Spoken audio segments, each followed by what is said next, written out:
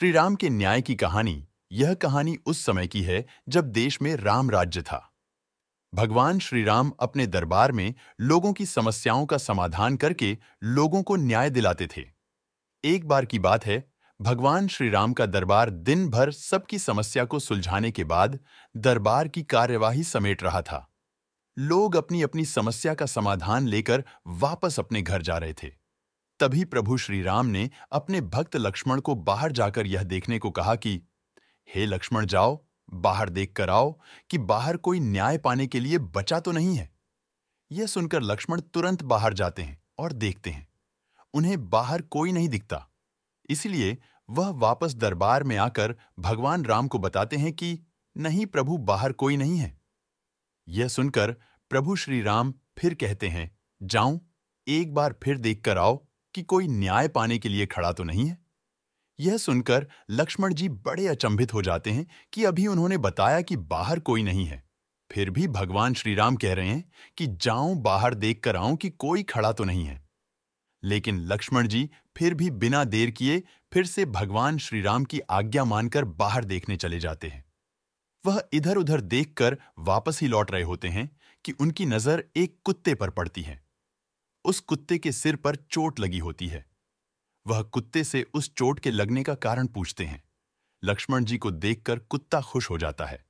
वह लक्ष्मण जी से कहता है कि वह भगवान श्री राम के दरबार में आया है। वह उनसे न्याय मांगना चाहता है। यह सुनकर लक्ष्मण जी उस कुत्ते को श्री राम के दरबार में ले आते हैं।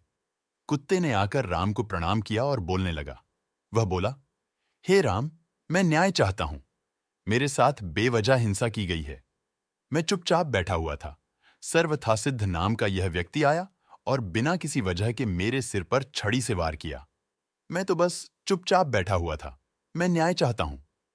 भगवान श्री राम ने पूरी बात सुनी और फिर बात अपने मंत्रियों और दरबारियों के सामने रखी। भिखारी को क्या सजा दिलानी चाहिए ये पूछने लगे। इस सब ने कहा कि यह अलग मामला है। इसमें एक मनुष्य है और एक जानवर, इसलिए इस समस्या पर सामान्य कानून लागू नहीं होंगे।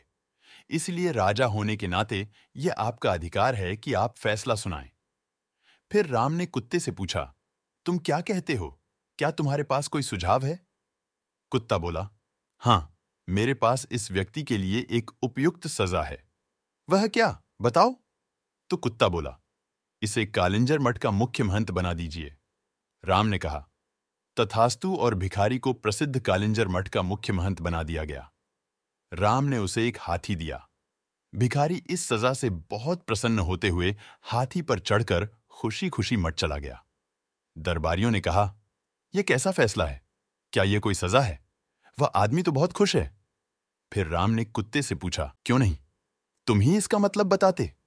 कुत्ते ने कहा, पूर्व जन्म में मैं कालिंजर मठ का मुख्य महंत था और मैं वहां इसलिए गया था क्योंकि मैं अपने आध्यात्मिक कल्याण और उस मठ के लिए सच्चे दिल से समर्पित था, जिसकी बहुत से दूसरे लोगों के आध्यात्मिक कल्याण में महत्वपूर्ण भूमिका थी। मैं वहां खुद के और हर किसी के आध्यात्मिक कल्याण के संकल्प के साथ वहां गया और मैंने इसकी कोशिश भी की। मैंने अपनी पूरी कोशिश की, मगर जैसे जैसे दिन बीते, धीरे धीरे दूसरे छिटपुट विचारों ने मुझे प्रभावित करना शुरू कर दिया। मुख्य महंत के पद के साथ आने वाले नाम और ख्याति ने कहीं न कहीं मुझ पर असर डालना शुरू कर दिया। कई बार मैं नहीं, मेरा अहंकार करता था। कई बार मैं लोगों की सामान्य स्वीकृति का आनंद उठाने लगता था। लोगों ने मुझे एक धर्मगुरु की तरह देखना शुरू कर दिया। अपने अंदर मैं जानता था कि मैं धर्मगुरु नहीं हूं, मगर मैंने किसी धर्मगुरु की तरह बर्ताव करना शुरू कर दिया और उन सुविधाओं की मांग करना शुरू कर दिया जो आम तौर किसी धर्मगुरु को मिलनी चाहिए।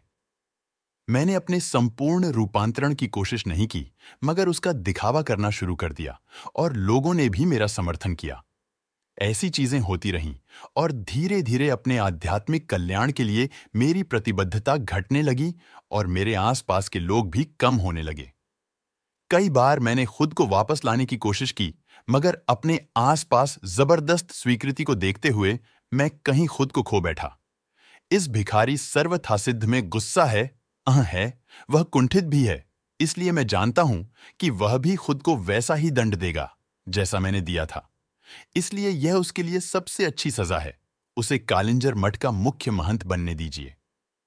प्राचीन काल में इस देश के उत्तरी भाग में एक बहुत प्रसिद्ध मठ था जिसे कालिंजर के नाम से जाना जाता था। कालिंजर मठ उस समय का एक प्रसिद्ध मठ था। यह रामायण काल से पहले की बात है। रामायण का मतलब है लगभग 5000 साल पहले। राम के आने से पहले भी कालिंजर मठ का खूब नाम था।